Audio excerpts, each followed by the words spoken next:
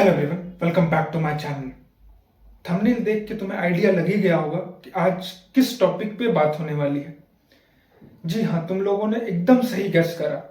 आज की वीडियो में मैं बात करूंगा कि कैसे WBJE में हमें मैथ्स वाले सेक्शन को कैटर करना है। देखो, इससे पहले तुमने बहुत सी वीडियो ऑलरेडी देख रखी होगी। मैंने भी ऑलरेडी बहुत सारी वीडियो देख रखी है, तभी मैं इस वीडियो को बना रहा हूं।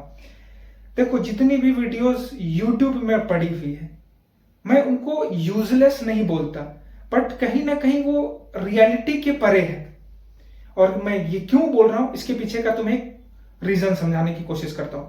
जितने भी तुमने YouTube में स्ट्रेटजी से रिलेटेड वीडियो देखी होगी, वो मैथ्स हो, फिजिक्स हो या केमिस्ट्री हो, उसमें बस एक पैटर्न तुम्हें दिख रहा होगा।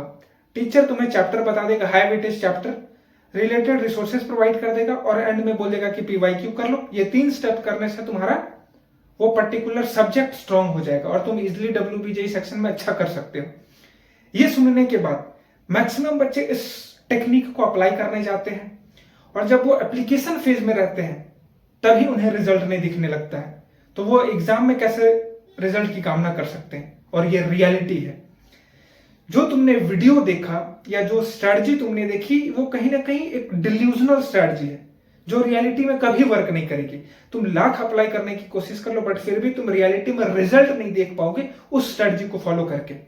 बट आज जो मैं बताऊंगा, आज जो मैं स्ट्रेटजी बताऊंगा तुम्हें मैथ्स को लेके, वो तुम्हें रिजल्ट देगा और वो विद इन 1 वीक तुम्हें रिजल्ट दे रहा होगा। और ये तुम खुद एनालाइज करना कि क्या मुझे इस स्ट्रेटजी को फॉलो करके 1 वीक में रिजल्ट दिख रहा है या नहीं दिख रहा है। तो without wasting a time video को स्टार्ट करते हैं। वीडियो में आगे बढ़ने से पहले देखो, हर एक बच्चे के पास आज के टाइम पे बेस्ट कोचिंग है, बेस्ट रिसोर्सेस उनके पास पड़े हुए हैं, यूट्यूब का फ्री एक्सेस है। हर बच्चा दिन के 6 से 8 घंटे पढ़ रहा है। ये सारे स्टेप्स हर एक स्टूडेंट करता है, बट सिलेक्शन कुछ बच्चों का होता है, बाकियों का नहीं। क्या रीजन है? क्या उस बच्चे में कैपेबिलिटी नहीं है या फिर कुछ सिस्टम में लूप होल्स है? मेरे अकॉर्डिंग हर एक बच्चा यूनिक है और हर एक बच्चे के अंदर वो कैपेबिलिटी है कि वो WBJE जैसे एग्जाम को क्वालिफाई कर पाए। बट जो लूप है उसे हम जब तक फिल आउट नहीं करेंगे तब तक हम WBJE जैसे एग्जाम को क्वालिफाई नहीं कर सकते। और वह लूप है अपने अकॉर्डिंग, अपने स्ट्रेटजी, अपने स्ट्रेंथ और वीकनेस के अकॉर्डिंग पढ़ाई करना। यही चीज बच्चे नहीं करते हैं। बच्चों को कोई टॉपर टॉप बता देगा कि इस टॉपर की वीडियो देख लो, उसके स्ट्रेटजी को फॉलो करने लगेंगे। कोई सक्सेस स्टोरी दिख गई तो उसे इंप्लीमेंट करने की कोशिश करेंगे, उसे कॉपी पेस्ट करने लगेंगे। और इसका नतीजा क्या होता है कि बच्चे अपनी स्ट्रेंथ, अपनी वीकनेस के बेसिस पे पढ़ाई नहीं करते, दूसरों की स्ट्रेंथ को अपनी स्ट्रेंथ मान के पढ़ते हैं। और एट द एंड होता क्या है कि रिजल्ट उनके फेवर में नहीं जाता। तो हमने इस प्रॉब्लम को कैटर करने के लिए एक मेंटरशिप लॉन्च करी। यह मेंटरशिप पिछले 3 सालों से है और इस मेंटरशिप में हम बेसिकली क्या प्रोवाइड करते हैं, हम बच्चों को उनके स्ट्रेंथ, उनके वीकनेस के बेसिस पे गाइड करते हैं। तुम्हारा स्ट्रेंथ, तुम्हारा वीकनेस के बेसिस पे तुम्हें गाइडेंस प्रोवाइड की जाएगी और उसके बेसिस पे तुम रिजल्ट तक पहुंचोगे। और रिजल्ट तक पहुंचाना ये हमारी गारंटी होती है। किसी बच्चे के अंदर वो कैपेबिलिटी है कि वो 4 घंटे पढ़ेगा, 4 घंटे पढ़ सकता है तो हम उसे 4 घंटे पढ़ा के WBJE क्वालिफाई करेंगे। कोई 6 घंटे पढ़ सकता है तो वो 6 घंटे पढ़ के हमारे मेंटरशिप से WBJE क्वालिफाई करता है। और इसी तरह से हमने पिछले 3 सालों में अराउंड 800 to 1000 बच्चों को WBJE में सिलेक्शन दिलवाई। आज वो अच्छे कॉलेज में पढ़ रहा है। जादवपुर में भी हमारे स्टूडेंट है, कलकत्ता यूनिवर्सिटी में भी है, जलपाईगुड़ी में भी। तुम जिस भी गवर्नमेंट कॉलेज का नाम ले लो, वहां पे बल्क में स्टूडेंट पढ़े हुए हैं हमारे मेंटरशिप से। तो अगर तुम्हें इस मेंटरशिप में आनी है, अगर तुम्हें अपने स्ट्रेंथ और वीकनेस के बेसिस पे पढ़ाई करनी है, तो डिस्क्रिप्शन में मैंने नंबर डाल रखा है। जल्द से जल्द जाओ, इंक्वायरी करो और इस मेंटरशिप में जल्दी से जल्दी ज्वाइन कर जाओ, क्योंकि तुम्हारे पास टाइम कम है। और मैं तभी रिजल्ट की गारंटी दूंगा जब मैं तुम्हें 6 मंथ गाइड करूंगा। 5 to 6 मंथ मुझे मिनिमम चाहिए एक बच्चे को 0 से लेके गवर्नमेंट कॉलेज तक प्रिपेयर कराने के लिए। तो अभी तुम्हारे पास टाइम है 5 to 6 मंथ का, तो जल्दी से जल्दी मेंटरशिप में आ जाओ और अपने सिलेक्शन को गारंटी करो। डिस्क्रिप्शन में नंबर है, वहां पे जाके तुम कंसल्ट कर सकते हो मेंटरशिप से रिलेटेड। अब हम लोग आ जाते हैं अपने वीडियो के टॉपिक पे। देखो, स्ट्रेटजी अगर मैं कह के इस वीडियो को प्रोसीड करूं, बहुत बच्चे यहीं पे छोड़ के चले जाएंगे और तुम्हें छोड़ के जाना भी चाहिए, क्योंकि स्ट्रेटजी की जब बात आती है तो वही सारी बातें जो मैंने स्टार्टिंग में तुम्हें बोली वो हर एक कैंडिडेट बताता है, बट वो मैं नहीं बताऊंगा इस वीडियो में। इस वीडियो में अपन डेप्थ में समझेंगे कि कैसे मैथ्स को पढ़ना है, क्या डिमांड करता है मैथ्स वाला सेक्शन हमें हमें WBJE में वो सब कुछ समझेंगे, उसके बाद एंड में एक प्लान बनाएंगे जिसके थ्रू हम WBJE में मैथ्स वाले सेक्शन को पढ़ रहे होंगे। सबसे पहले समझते हैं कि WBJE में मैथ्स का वेटेज कितना है। देखो, WBJE में टोटल मैथ्स तुम्हारा 100 मार्क्स का होता है। उन 100 मार्क्स के लिए तुमसे 75 सवाल पूछे जाएंगे। 75 प्रॉब्लम को सॉल्व करोगे तो तुम्हें 100 मार्क्स मिल रहा होगा। और ये 75 जो क्वेश्चंस हैं वो बेसिकली 3 कैटेगरी में डिवाइडेड है, कैटेगरी 1, कैटेगरी 2, कैटेगरी 3। कैटेगरी 1 में तुम्हारे 50 सवाल रहते हैं, 50 क्वेश्चन तुम्हारा रहेगा कैटेगरी 1 में। यह कैटेगरी को तुम बेसिकली स्कोरिंग कह सकते हो और बेसिक कॉन्सेप्चुअल अंडरस्टैंडिंग डिमांड करता है ये कैटेगरी। कैटेगरी 1 में पूछे जाने वाले सवालों को किसी बच्चे के पास अगर बेसिक कॉन्सेप्ट की अंडरस्टैंडिंग होगी तो वो कैटेगरी 1 के सवालों को इजीली सॉल्व कर सकता है, क्योंकि यही ऐसा सेक्शन है जो बहुत स्कोरिंग रहता है। कैटेगरी 1 में 50 सवाल, और सवाल बेसिकली कहां से पूछे जाएंगे, बेसिक अंडरस्टैंडिंग अगर तुम्हें किसी चैप्टर के तो उस चैप्टर से रिलेटेड तुम सवालों को कर लोगे। कैटेगरी 1 में जो सवाल तुमसे पूछे जाएंगे उसको तुम डेफिनेटली कर लोगे। अब बात आती है कैटेगरी 2 की। कैटेगरी 2 में तुम्हारे पास तुमसे 15 सवाल पूछे जाएंगे, 15 क्वेश्चंस रहते हैं कैटेगरी 2 में।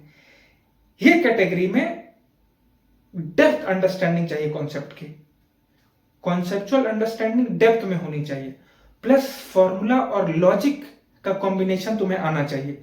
फॉर्मूला केवल रट के चले जाओगे तो नहीं बना पाओगे, फॉर्मूला और लॉजिक दोनों कंबाइन, साथ में depth understanding of the concept, अगर ये तुम कर पाते हो तो कैटेगरी 2 के भी सवाल तुम्हें इजी तो मैं नहीं बोलूंगा, मॉडरेट जरूर लगेंगे। इजी कैटेगरी 1 रहता है, कैटेगरी 2 के सवाल मॉडरेट लेवल के रहते हैं, और कैटेगरी 2 के सवालों को सॉल्व करने के लिए तुम्हारे पास हर एक चैप्टर की डेप्थ में अंडरस्टैंडिंग होनी चाहिए, पैरेलल में फॉर्मूलाज और लॉजिक को यूज करना तुम्हें आना चाहिए, तब कैटेगरी 2 को तुम केटर कर पाओगे, नहीं तो कैटेगरी 2 में तुम बिखर जाओगे। अब अपन बात करते हैं कैटेगरी 3 की। कैटेगरी 3 में 10 सवाल। अब ये कैटेगरी में जो सवाल है इसमें advance application of the concept पूछे जाएंगे। कॉन्सेप्ट नहीं, depth understanding of the concept भी नहीं, एप्लीकेशन ऑफ द कॉन्सेप्ट, और वो भी एडवांस लेवल ऑफ एप्लीकेशन। ऐसा नहीं कि तुम्हारा डेप्थ में अंडरस्टैंडिंग है तुम तो कैटेगरी 3 के सवालों को सॉल्व कर लोगे, नहीं, advance application of the concept. Application of the concept अगर तुम्हें आता है तो तुम कैटेगरी 3 के सवालों को कर सकते हो। और कैटेगरी 3 के सवालों में मुझे लगता है नेगेटिव मार्किंग बिल्कुल नहीं रहती है, तो बच्चे ट्राई करते हैं, सॉल्व करने की कोशिश करते हैं, बट देखो नेगेटिव मार्किंग रहे या ना रहे वो मैटर नहीं करता है, मैटर करता है कि हम सही सॉल्व करके आ पा रहे हैं। 0 नेगेटिव मार्किंग और तुम नहीं सॉल्व करके आ पाए तो 0 ही मिल रहा है तुम्हें, चलो नेगेटिव नहीं लगेगा तो तुम्हें 0 मिल रहा है। हमारा पर्सपेक्टिव ये रहना चाहिए कि अगर कैटेगरी 3 के सवालों को हम केटर कर रहे हैं, अगर हम सॉल्व करने जा रहे हैं तो हमें सॉल्व करके आना चाहिए, और वो तभी सॉल्व हो पाएगा जब तुम कॉन्सेप्ट का एडवांस एप्लीकेशन को समझ पाओगे, तो तुम डेफिनेटली कैटेगरी 3 के भी सवालों को कर सकते हो। तो ये बेसिकली रफ डिवीजन है कैटेगरी है, category 1, category 2, category 1, category 2, category 3, किस टाइप के सवाल पूछे जाते हैं, कितने सवाल रहते हैं, ये मैंने तुम्हें बता दिया। अब अगली बात देखो, WBJE का जो पेपर है, पर्टिकुलरली मैथ्स का पेपर बहुत लेंदी रहता है, बहुत लेंदी। कॉन्सेप्चुअल सवाल कम रहेंगे, कैलकुलेशन टाइप ज्यादा रहेगा, और कैलकुलेशन में भी 1-2 स्टेप वाला कैलकुलेशन है, मल्टीपल स्टेप्स कैलकुलेशन, 3, 4, 5 स्टेप्स में भी कोई सवाल तुमसे सॉल्व हो रहे हैं। तो इसी के लिए बोला जाता है कि WBJE का जो मैथ्स का पेपर है वो बहुत लेंदी और हैवी कैलकुलेशन से इंगेज रहता है। तो ये तुम्हें ध्यान रखना पड़ेगा कि मैथ्स के जो सेक्शन है WBJE में, इसमें कैलकुलेशन बहुत करना पड़ेगा, बहुत लेंदी पेपर रहेगा। बट एक यहाँ पे प्लस पॉइंट है तुम लोगों के साथ, WBJE के जो पेपर्स रहते हैं, पर्टिकुलरली मैथ्स वाला पेपर, रिपीटेशन तुम्हें दिखने मिलेगी मैथ्स वाले सेक्शन में। रिपीटेटिव सवाल, रिपीटेटिव एग्जैक्ट सवाल तो नहीं है, बट सिमिलर कॉन्सेप्ट वाले सवाल तुम्हें डिफरेंट दिख रहे हैं। अगर कोई बच्चा पास्ट ईयर के PYQ को करके आता है तो उनके लिए WBJE का मैथ्स वाला सेक्शन इजी बन जाता है, क्योंकि रिपीटेशन यहाँ पे होती है। Like JEE Mains, JEE advance, वहां पे रिपीटेशन नहीं होती, बट WBJE में रिपीटेशन अलाउड है और रिपीटेशन होते हैं। तो अगर PYQ को कोई बच्चा अच्छे से करता है तो WBJE में कुछ सवाल उन्हें दिख रहे होंगे जो पास्ट ईयर में आ रखे होंगे। तो PYQ करना बहुत इंपॉर्टेंट है WBJE के मैथ्स वाले सेक्शन के लिए। ये तो बेसिकली रफ ओवरव्यू था WBJE के पेपर को लेके, पैटर्न को लेके। अब हमें पढ़ना कैसे है उस पे बात करते हैं कि पढ़ाई कैसे करें जिससे कि हम डब्ल्यूपीजेई वाले सेक्शन, डब्ल्यूपीजेई मैथ्स वाले सेक्शन को अच्छे से कैटर कर पाए। सबसे पहला बात, मैं तुम्हें यही बोलूंगा कि तुम कैटेगरी 1 को ही टारगेट करो। कैटेगरी 2 कैटेगरी 3 ऑटोमेटिक होता चला जाएगा। अगर कैटेगरी 1 में तुम्हारा कमांड बैठ गया तो कैटेगरी 2 कैटेगरी 3 के सवालों को तुम डेफिनेट कर सकते हो with extra problem practice. But in beginning तुम्हारा टारगेट होना चाहिए कि कैटेगरी 1 के सवाल हमसे इजिली हो। हर एक ईयर के पेपर में जो कैटेगरी 1 के सवाल है उनको हमें डेफिनेटली सॉल्व करके जाना है पेपर से पहले, और हम टारगेट भी करेंगे कैटेगरी 1 के सवालों को। कैटेगरी 1 में 50 सवाल रहते हैं, 50 में से अगर 30 भी तुम स्कोर कर लेते हो तो बहुत बड़ी बात है, क्योंकि मैथ्स वाले सेक्शन में 30+ score is a good score. Goods क्या, फार बेटर स्कोर है 30+ इन मैथ्स सेक्शन। तो हमारा टारगेट रहेगा कैटेगरी 1 के सवालों को सॉल्व करने का। अब मैंने स्टार्टिंग में बताया कि कैटेगरी 1 के सवाल में basic understanding of the concept की डिमांड होती है। बेसिक अंडरस्टैंडिंग अगर तुम्हारा किसी चैप्टर को लेके है तो तुम कैटेगरी 1 के सवालों को कर सकते हो विथ मिनिमम एफर्ट। कुछ बच्चों के लिए हो सकता है डिफिकल्ट, बट मैक्सिमम बच्चे कैटेगरी 1 के सवालों को कर सकते हैं अगर उनकी कॉन्सेप्ट की अंडरस्टैंडिंग अच्छी है। बेसिक अंडरस्टैंडिंग ऑफ कॉन्सेप्ट है तो वो बच्चे कर सकते हैं कैटेगरी 1 के सवाल। अब बात आता है कि बेसिक अंडरस्टैंडिंग हम डेवलप कैसे करें, कैसे हम बेसिक अंडरस्टैंडिंग डेवलप करें जिसके थ्रू हम कैटेगरी 1 के सवालों को इजिली कर पाए। तो बेसिक अंडरस्टैंडिंग अगर तुम्हें डेवलप करनी है तो तुम्हें कुछ स्टेप्स फॉलो करने पड़ेंगे जिसके थ्रू तुम्हारी बेसिक अंडरस्टैंडिंग डेफिनेटली डेवलप हो जाएगी। पहला, लेक्चर देखना, डेप्थ लेक्चर देखना। मैथ्स में कोई वन शॉट प्रेफर नहीं करेगा। किसी भी चैप्टर के लिए, छोटे से छोटे चैप्टर हो या बड़े से बड़े चैप्टर हो, उसमें तुम डेप्थ के लेक्चर देखना प्रेफर करना। डेप्थ में लेक्चर देखोगे। पैरेलल में थ्योरी करना। कुछ चैप्टर की थ्योरी जैसे फंक्शन हो गया, फंक्शन की थ्योरी बहुत इंपॉर्टेंट है।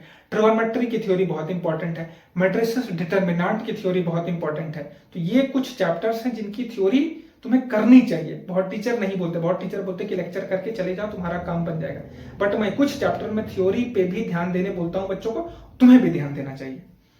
पहला तो लेक्चर करोगे, देन थ्योरी। अगला स्टेप है तुम्हारा प्रॉब्लम प्रैक्टिस। प्रॉब्लम प्रैक्टिस का 2 पार्ट।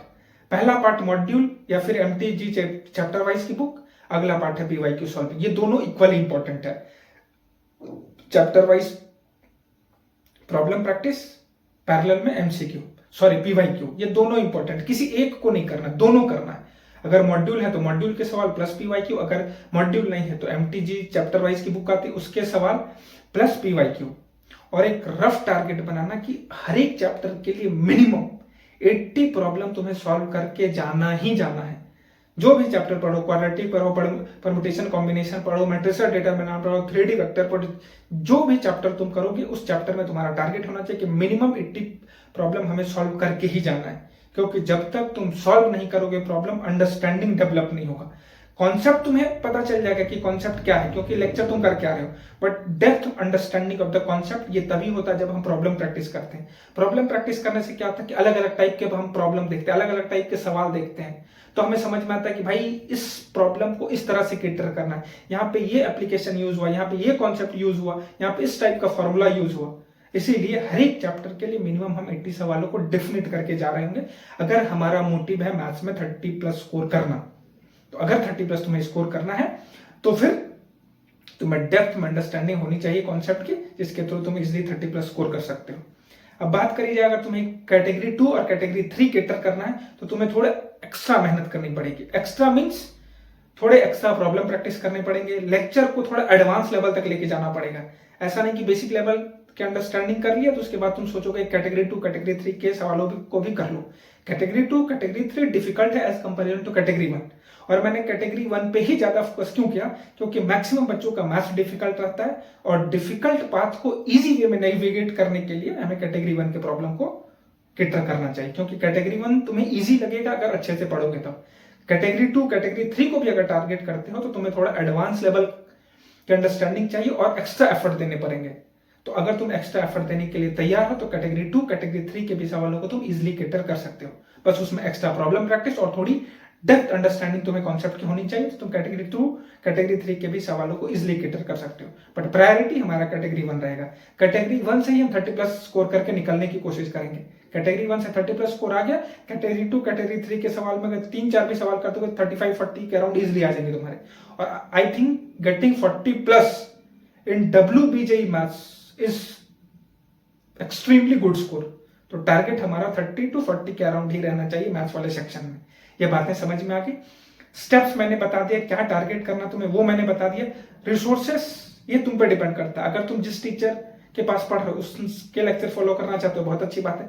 उनके लेक्चर को अगर नहीं फॉलो करना चाहते हो तो मैं रिकमेंड करूंगा मोहित त्यागी सर के लेक्चर देख सकते हो, बहुत अच्छे पढ़ाते हैं, बट ओल्ड लेक्चर है उनका। बहुत बच्चों का ये कंप्लेन रहता है कि भैया आप तो लेक्चर आपने रिकमेंड कर दिया बट उनके लेक्चर बहुत ओल्ड है।